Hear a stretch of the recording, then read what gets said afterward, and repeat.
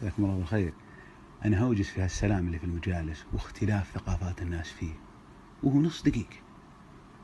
أحد يسلم عليك ويعصر يدك لين تزرق أصابعك تنصاكن عليك باب، واحد يسلم عليك بطرف أصابعك تنسلم حق السلة، واحد ينفض يدك لين حال ما ينخلع ستفك، واحد يمسك ستفك وذراعك تني خاف تنحاش.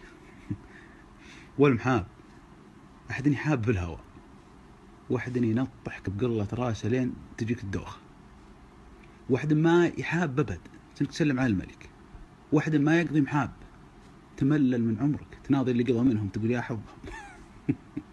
عجيبي. ولا اللي يسلم على رجال سبير يطب عليه ويعطى رجله ويكب بيالته ويطيح عقال الله لا يعيدك ولا سلامك. أو يسلم على واحد ويحاسي واحد ورا ولا واحد قدام.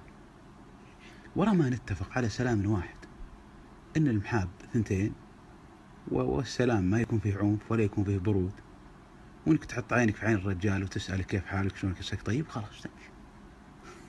من ناحية السلام علي ما تبيه يقوم، إنك تبادر بالسلام جالس، لكن لا تهب الرجال فلا تلمسه ولا تحط يدك على ستفه.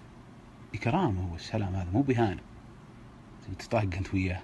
طاير في المجالس بعضهم اللي جاي يسولف عليك تلا ينغزك بصبح كل كلمة معها نغزة، أو اللي جاي يذكر لك قصة مطاقة هو واحد يطقك يبغى يشرح لك وأنا اللي أمسكه وأقول به.